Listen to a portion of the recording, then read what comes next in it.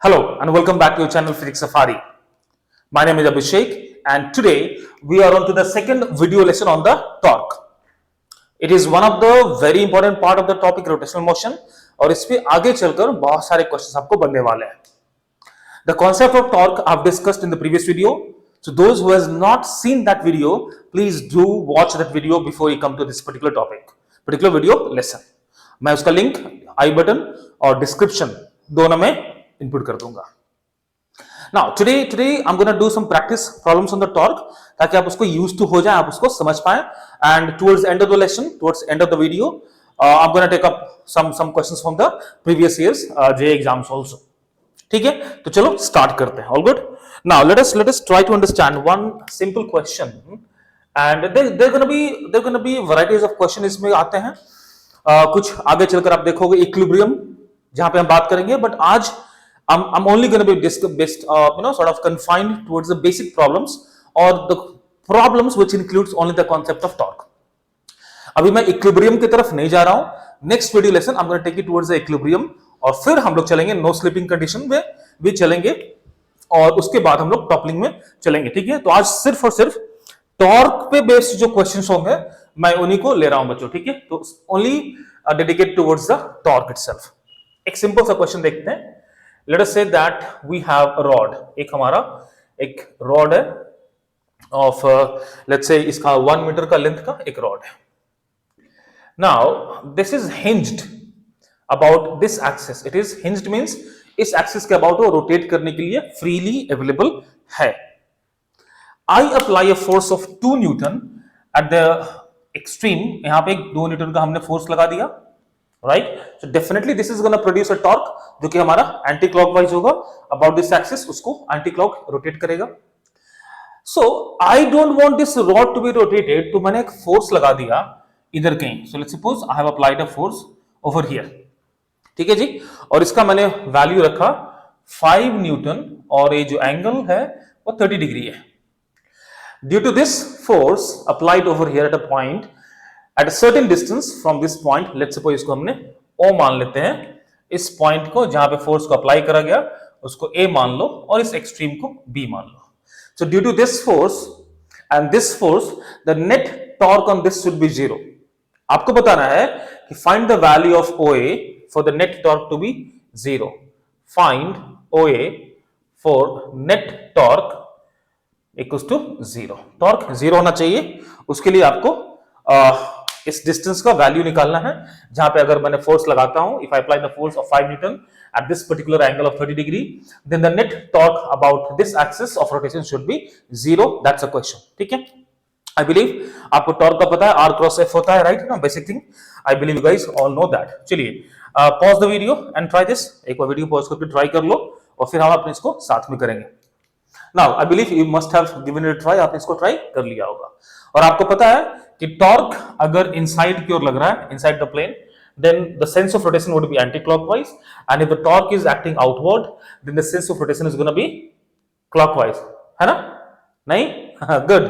तो अगर outward है तो anti-clock होता है, inward है तो clock होता है. ठीक है, मैंने थंब को डायरेक्शन को देखो, inward है clockwise, outward है anti-clockwise. इस बात को I believe आपने याद रखा होगा. चलिए, anyways, coming back to this one. Because of this 2 Newton force, the torque on this is going to be what? Anti-clockwise.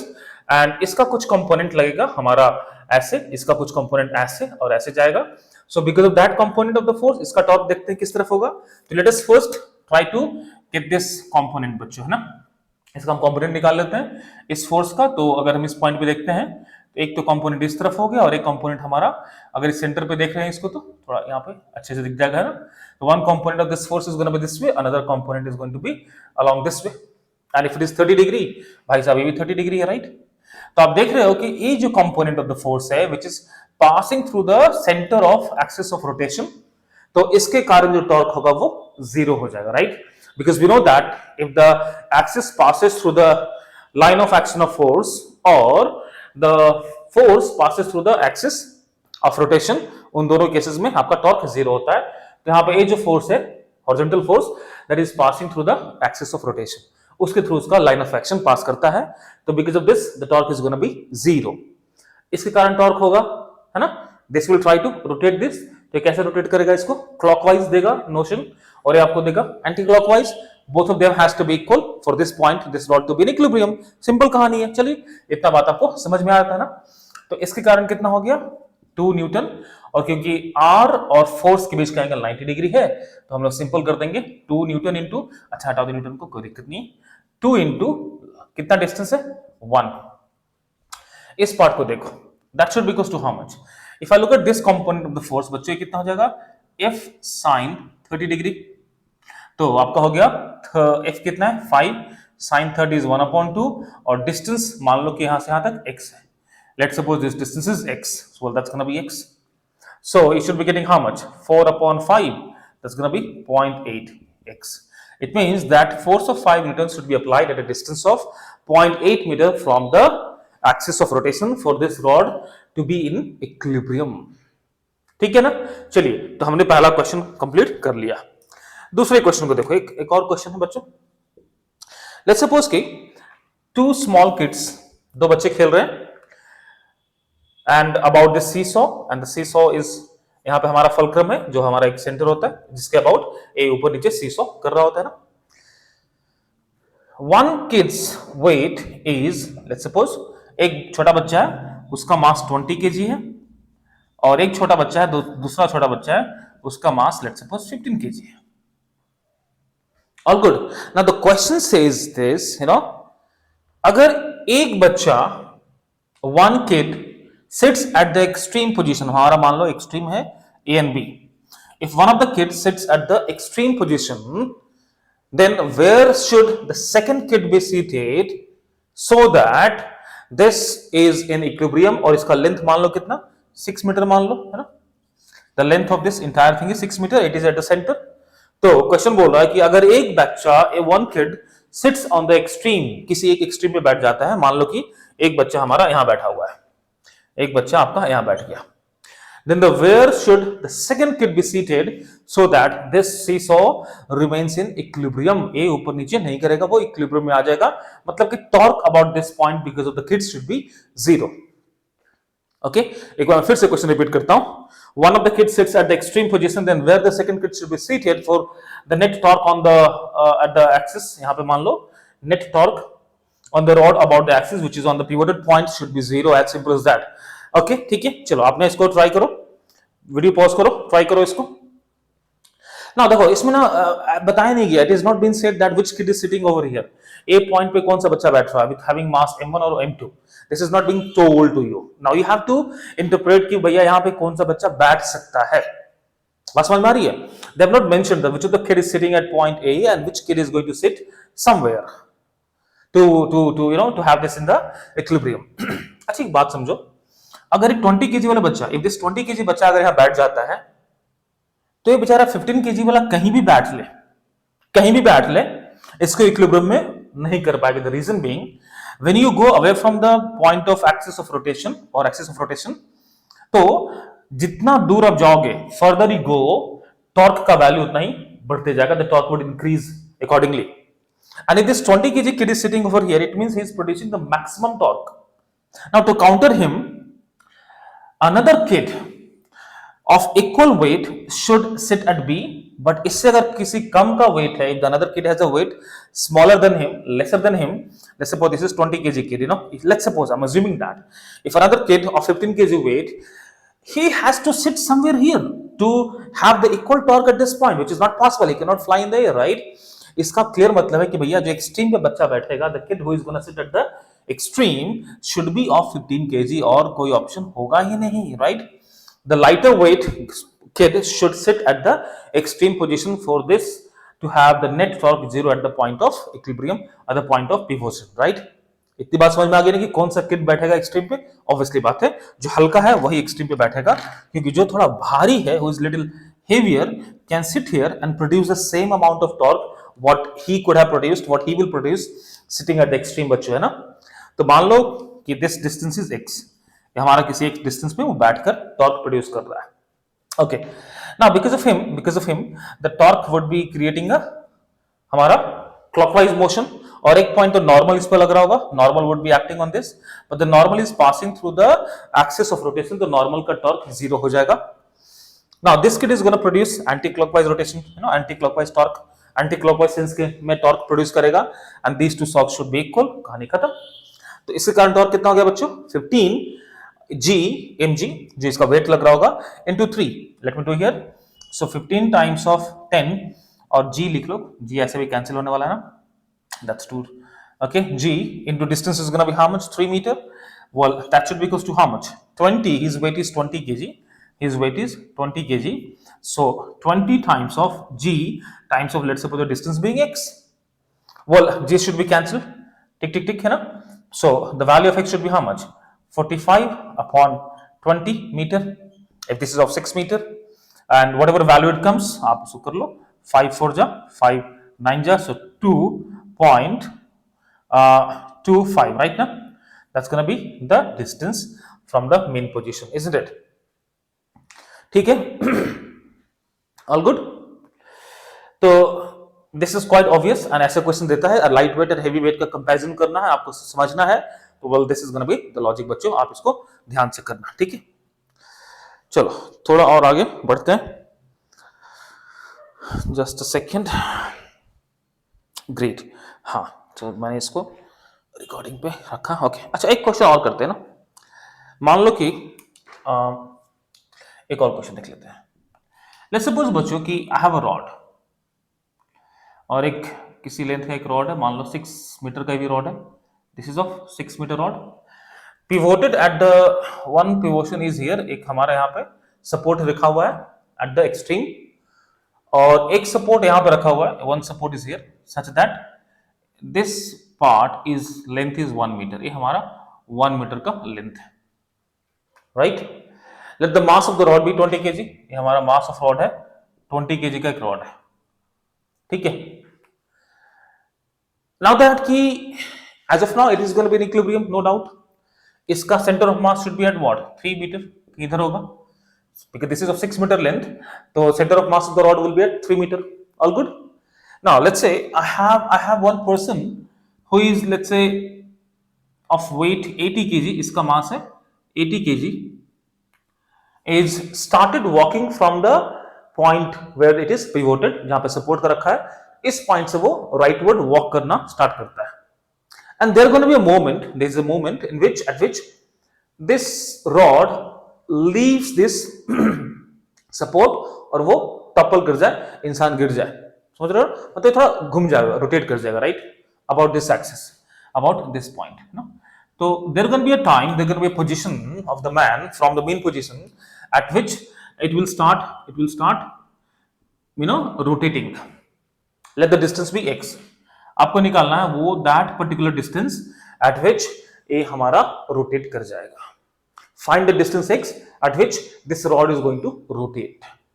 Simple बात है. चलो आप इसको ट्राई करो, एक बार वीडियो पॉज करो, आप इसको ट्राई करो. मतलब कि जो आदमी है वो इस तरफ आ रहा है. Obviously if you can imagine कि आप चलते हो एंड ऐसा कुछ पिवोशन है, तो definitely at a certain point ना वो टॉपल गिर जाएगा, आप गिर पड़ सकते हो. ठीक है ना जी.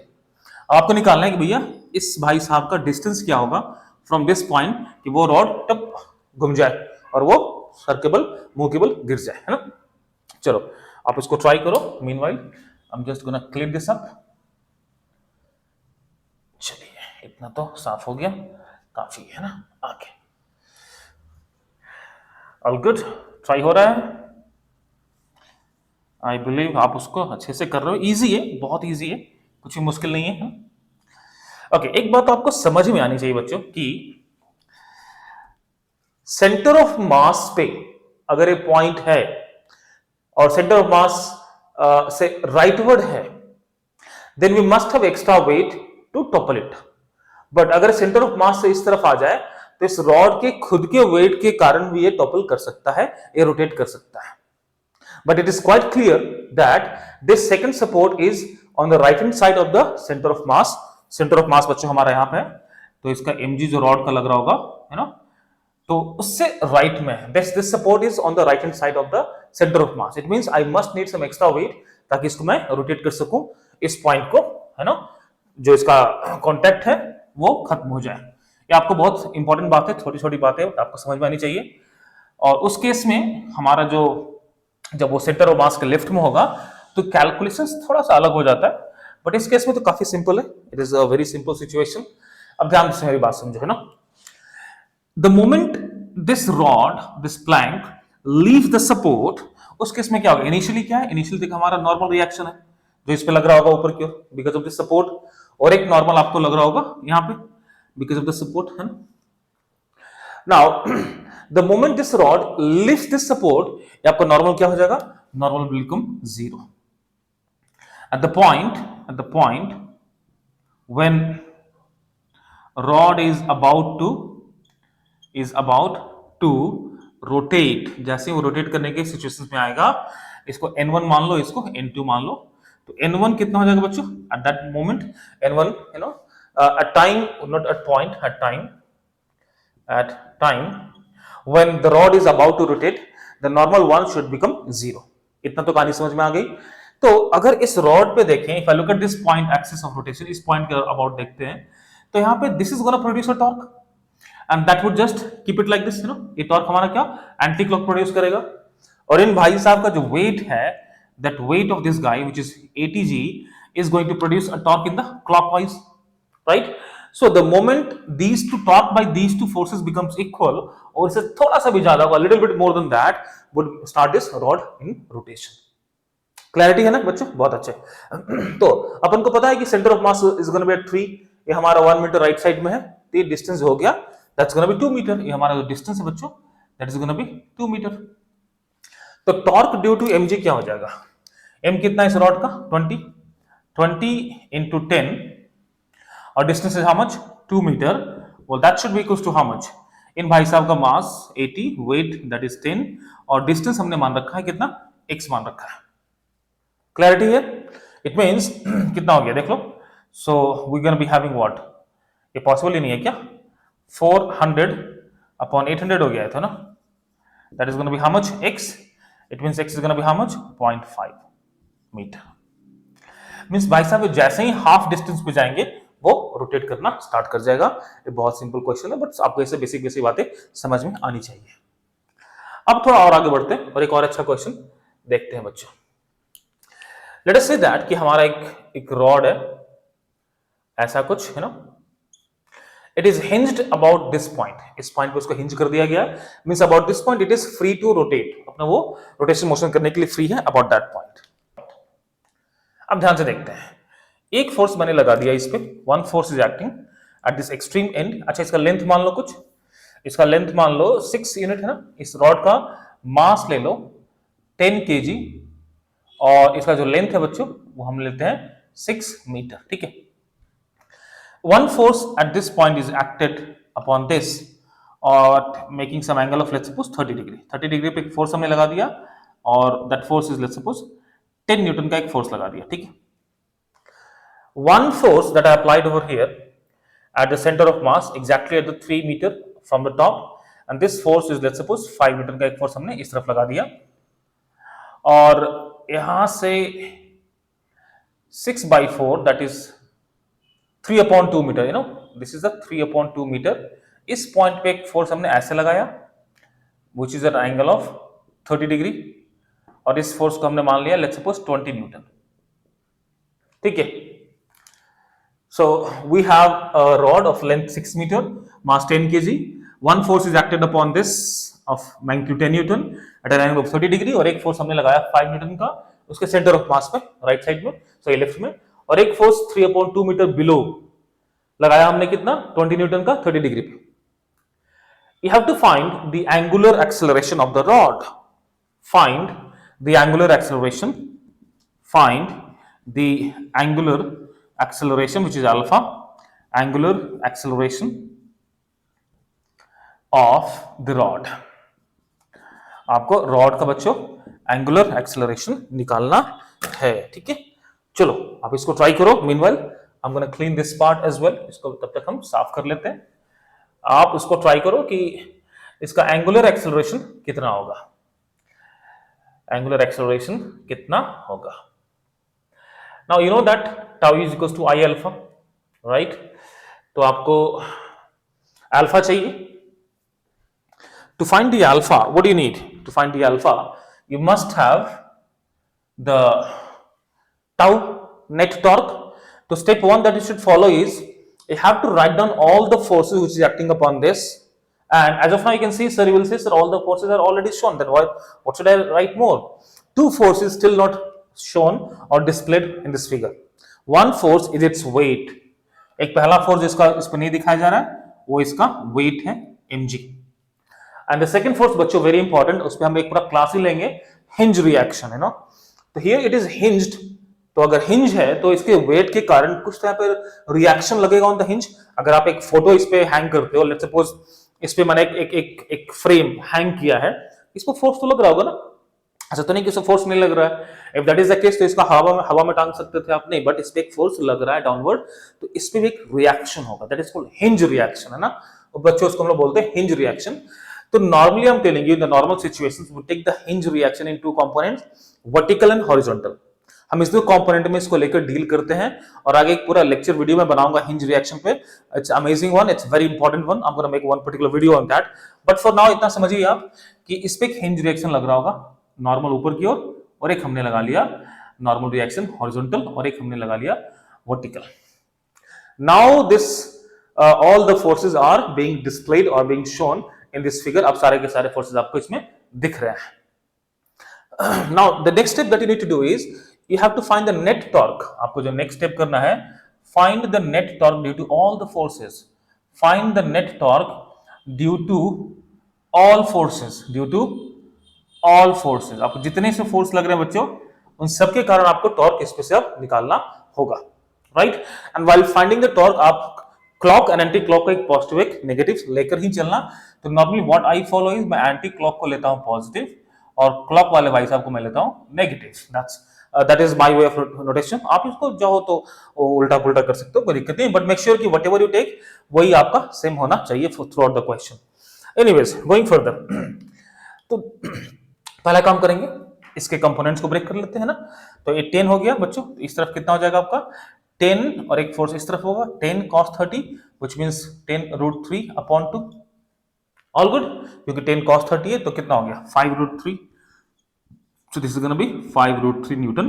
हमारा इस पे ऐसे लग रहा होगा, और ये भाई साहब कितना हो जाएगा 10 sin 30, ये हमारा 5 न्यूटन हो गया।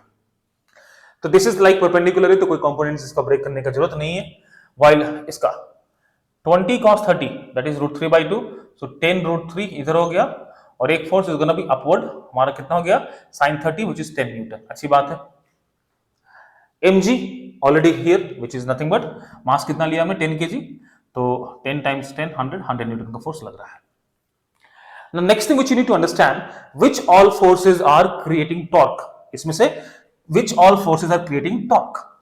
We know that this 5 Newton का जो लाइन ऑफ एक्शन है वो इस हिंज पॉइंट से क्रॉस कर रहा है, पास कर रहा है, so it means the force 5 Newton का टॉर्क 0 होगा, because line of action of this force 5 Newton is passing through the axis of rotation, तो इसका जो टॉर्क होगा बच्चों वो हो गया 0।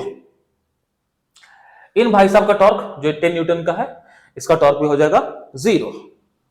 नॉर्मल रिएक्शन का both component vertical and horizontal are acting at the axis of rotation, तो उसका भी टॉर्क हो गया 0। क्यों? क्योंकि torque is equal to r cross f, और r 0 है या फिर cos 90 है, तो सॉरी r sin 0 है। In both the cases we will be having 0 torque, है ना, क्योंकि आपको याद होगा tau is equal to rf sin theta, where r is a distance of the point of rotation from the point of application of force, और theta क्या है हमारे r और f के बीच का एंगल है, तो इधर एंगल बिकम 0 और this become 0, in both the cases the torque is gonna be 0। और इस केस में टॉर्क 0 क्यों है? क्योंकि जो एक्सिस ऑफ रोटेशन है उसी पे फोर्स लग रहा है, तो r 0 बच्चों। इस केस में 0 क्यों है? क्योंकि थीटा 0 डिग्री है। इस केस में 10 वाले केस में 0 क्यों है? क्योंकि थीटा 0 डिग्री है ना। कितना बेसिक बात आपको समझा दिए हैं, क्योंकि आगे के क्वेश्चंस में I am not gonna be discussing in this detail कि 0 क्यों है क्यों नहीं है। You should be able to understand कि वो 0 क्यों है और 0 क्यों नहीं होना चाहिए, why it should be 0, why it shouldn't be 0। All good, clear, okay. Now चलो एक धड़ाक से इसका इक्वेशन लिख लेते हैं हम लोग। This force, this component or the force is going to create an anti-clockwise torque, है ना। इस पॉइंट के अबाउट anti-clockwise, तो हमने मान लिया कितना 5 √3 and distance is how much बच्चों 6 from the point of rotation, हो गया 6। इन भाई साहब के कारण clockwise सेंस में फोर्स होगा, टॉर्क होगा, तो 5 - 5 into this length is बच्चों how much आपका 6/2 which is 3। तो टाइम्स 3 हो गया, ठीक है। इन भाई सब करना आते हैं, तो दिस इज गोना बी, इसके कारण हमने देख लिया, हम जस्ट क्रॉसिंग इट कि हमने उसका कैलकुलेशंस कर लिया just to avoid any sort of confusion. This is gonna create a torque in what, anti clockwise, right. This is gonna create an anti clockwise. So कितना हो जाएगा बच्चों, प्लस 10 रूट 3, 10 रूट 3 और कितना हो गया डिस्टेंस 3/2 है ना, तो क्योंकि ये 6 है तो 3/2 हो गया, क्योंकि ऑलरेडी हमने दे रखा है। तो बच्चों कितना हो गया into 3/2, that should be equals to your tau, net tau. Clear है ना, तो सॉल्व कर लेते हैं। तो when I do that you should be having what 15, और ये हो गया 30 root 3, this also will be having some root 3 terms, so let's have this is 15 root 3 and negative 15, well that's going to be the torque, that should be 45 root 3 minus 15 is going to be your torque। इतना torque तो मेरे को मिल गया, चलिए अच्छी बात है। Once I know the torque I can easily find the angular acceleration। कैसे बच्चों, we know that tau is equals to I alpha, tau is equals to I alpha। Now the moment of inertia of this rod about this axis which is passing through the extreme कितना होता है, ml square by 3। तो torque is how much, torque का जो हमने equation निकाला था 45 root 3 minus 15 should be ml square by 3, m is how much 10 kg, l square, l आपका कितना हो गया 6, 36 upon 3, और अल्फा लगा लो है ना अल्फा, तो अल्फा का वैल्यू निकालना कोई मुश्किल नहीं है। तो this is gonna be how much 12, is gonna B 120, so this upon 120, so 15 I can take common, I'll be having 3 root 3 minus of 1 upon 12, 120, well that is going to be your alpha। बाकी solve कर लो, क्या दिक्कत है, 5 times 3, 5 times 2 and 4 और 3 times 8, it means बच्चों जो value of alpha is gonna be 3 root 3 negative 1 upon 8, आपका हो गया अल्फा। करेक्ट है ना, रेडियन पर मिनट है ना, रेडियन पर सेकेंड स्क्वायर हो गया आपका। तो किस तरफ होगा, पॉजिटिव है तो आपका एंटी क्लॉकवाइज रहेगा ना, पॉजिटिव है तो एंटी क्लॉकवाइज रहेगा। इतनी बात समझ में आ गई आपको है ना, आपको इतनी बात समझ में आ गई। अब इसी पे बेस्ड एक क्वेश्चन जेई 2017 में पूछा गया था, एक क्वेश्चन आप देख लो, एक और एग्जांपल है, जेई में पूछा गया था शायद, जेई 2017 में है ना, जेई 17 मेंस में पूछा गया था। और तो क्वेश्चन वाज लाइक दिस ना, कि एक रॉड है, दिस इज अ रॉड, एक रॉड है, बड़ा गंदा बना बट रॉड, ठीक है। It is pivoted about the lowest point, right, having mass m और लेंथ l इसका दे रखा था, इस पॉइंट पे वो पिवोटेड है। Now it is allowed to fall, ये अलाउड टू फॉल है, इसको हमने छोड़ दिया ऐसे रोटेट करने के लिए। तो लेट्स सपोज कि at certain point of time ये हमारा रॉड ऐसे हो जाता है and that makes some angle theta with the vertical, इसके साथ वो थीटा डिग्री बनाता है। आपको पता करना है कि at this point what's gonna be the value of angular acceleration, आपका अल्फा का वैल्यू निकालना है। Let me repeat the question, we have a rod of mass m and length l pivoted at its bottom point, और ये it is free to rotate करने के लिए रखा हुआ है। You know, so when it is left it start rotating and at a certain point of time it is making some angle theta with the vertical। आपको निकालना है angular acceleration. जल्दी से वीडियो पॉज करो और इसको ट्राई करो, बिल्कुल मुश्किल नहीं, अगर आप ये समझ गए हो तो वो बनाने में मुश्किल नहीं होगी, है ना। तो चलिए उसको ट्राई कर लो। देखो इस टॉपिक पे ना मैं आपको एक पढ़ाऊंगा मे बी वेरी सून, बहुत इंपॉर्टेंट चीज है इसमें ना, और भी बहुत कुछ पूछा जा सकता है। ये तो बहुत सिंपल है, ये तो कुछ नहीं है, आप सिंपल से देख लो। इसका वेट कहां पे, सेंटर ऑफ मास पे लग रहा होगा, right, and centre of mass इसका when it is rotated by an angle of theta, इसका सेंटर ऑफ मास यहां पे आ रखा है, राइट।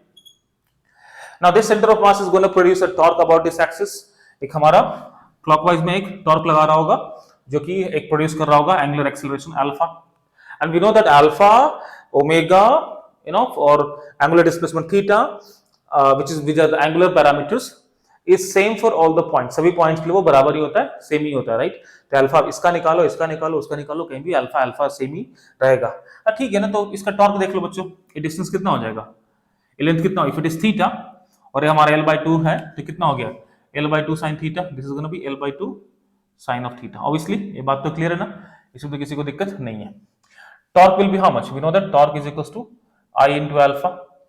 तो torque in this case is going to be, torque should be your mg, और जो डिस्टेंस है तुम्हारा कितना हो गया L/2 sine of theta. Moment of inertia कितना है इसका, rod about this ml² by 3 और अल्फा। तो हो गया, और क्या कहानी, कुछ कटम पिटाई कर लो क्या यहाँ पे। m तो गया जी, गया, L² है, सिंपल L है तो a तो गया, तो alpha should be how much, alpha should be 3 will go up 3g upon 2 L will come down into sine theta. बड़ा सिंपल है ना। तो 3g अपॉन 12 साइन थीटा इसका आंसर था, और आंसर है actually, and this was asked in JEE 17 Mains में पूछा गया था सवाल। ठीक है, तो चलिए हमने अभी तक डिस्कस कर लिया अबाउट द टॉर्क, और we have done a couple of questions on the torque. I believe आपको ये समझ में आ रहा होगा बच्चों, you must have understood this. Do more practice, और भी कुछ प्रैक्टिस कर लो, फिर हम आगे जाकर इक्विलिब्रियम पढ़ेंगे जहां पे हम लोग, और उसके बाद भी as I told you we can do some questions on the no slipping, and अभी बहुत कुछ इसमें है। Rotation is slightly bigger topic, थोड़ा लंबा टॉपिक है। तो साथ में I have started the SHM also, so it is going to be going simultaneously, and today I should be posting one more 2 questions per day challenge video. So yeah, I'm going to do that. So ठीक है, we're going to stop here only for today. Let's catch up in the next video lesson. Till then, keep learning and keep studying. And if you like the way I teach, do not forget to like, share and subscribe. All good बच्चों, मिलते हैं, take care, bye everyone.